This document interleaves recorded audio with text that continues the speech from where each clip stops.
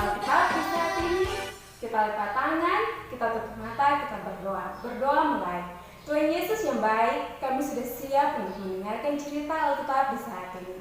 Tuhan memberkati kakak menyampaikan cerita, dan Tuhan juga memberkati adik-adik yang mendengarkan cerita di saat ini. Inilah doa dan sembahyang kami. Haleluya, puji Tuhan. Amin. Cerita kita terdapat di dalam Kitab Perjanjian Baru, Kitab Injil Markus pasal 2 ayat 1 sampai 17. Perikopnya berbunyi, orang lumpuh disembuhkan. Judul cerita kita, sungguh percaya Tuhan Yesus. Pada suatu hari tersiarlah kabar kepada orang banyak bahwa Tuhan Yesus sedang berada di Kapernaum. Orang banyak datang untuk mendengarkan ajaran Tuhan Yesus. Ada 4 saudara yang membawa saudara mereka yang lumpuh untuk Tuhan Yesus sembuhkan. Di saat keempat saudara ini datang ke rumah yang ditinggali oleh Tuhan Yesus, dari dalam rumah sampai luar rumah dipenuhi oleh orang banyak itu. Keempat saudara ini tidak bisa masuk ke dalam untuk bertemu dengan Tuhan Yesus agar Tuhan Yesus menyembuhkan saudara mereka. Keempat saudara ini tidak bilang, sudah nanti lain hari saja baru kita kembali bertemu dengan Tuhan Yesus agar Tuhan Yesus menyembuhkan saudara kita. Mereka tidak putus harapan sekalipun tidak ada jalan masuk ke dalam rumah untuk bertemu dengan Tuhan Yesus agar Tuhan Yesus menyembuhkan saudara mereka. Mereka di saat tidak bisa melewati pintu, mereka pun memutuskan untuk naik ke atas seng dan melepaskan genteng atau seng saat itu untuk menurunkan saudara mereka yang lumpuh agar Tuhan Yesus memberikan kesembuhan kepada saudara mereka yang lumpuh ini. Dan itu adalah hal yang dilakukan oleh keempat saudara dari orang lumpuh ini. Dan Tuhan melihat apa yang dilakukan oleh keempat saudara ini. Tuhan bilang kepada orang lumpuh ini, "Hai anakku, dosamu sudah diampuni." Tetapi ada orang-orang yang ada di sekitar situ, yaitu ahli Taurat mereka. Mereka tidak suka kepada Tuhan Yesus. Tetapi Tuhan Yesus mengetahui pikiran mereka, hati mereka.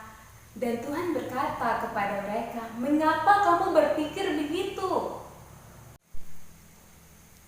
Tuhan Yesus berkata, "Manakah yang lebih mudah mengatakan kepada orang lumpuh ini, 'Dosamu sudah diampuni,' atau 'Bangun, angkatlah tempat tidurmu dan pulanglah'?" Dan seketika itu juga orang lumpuh itu pun bangun. Dan semua orang yang ada dalam ruangan itu melihat bahwa orang yang disembuhkan itu sudah dari dulu dia mengalami kelumpuhan. Dan saat ini Tuhan menjamahnya dan dia pun sembuh. Dan semua orang yang ada di dalam rumah itu sangat bersukacita dan mereka berkata, "Yang seperti ini belum pernah kami lihat." Demikianlah cerita kita di saat ini. Kita belajar dari cerita kita orang lumpuh disembuhkan. Kita belajar yang pertama, 1, jangan pernah menyerah. Di saat 4 saudara dari si lumpuh ini, pintu tidak bisa dilewati, orang banyak itu tidak bisa dilewati, mereka memakai cara lain. Dan Tuhan melihat cara yang mereka lakukan ini, dan Tuhan menyembuhkan saudara mereka. Adik-adik, kalau kita di rumah, kita mengalami banyak hal, jangan pernah kita menyerah atau kita mundur, tetapi kita harus selalu maju dan selalu berusaha menjadi yang terbaik.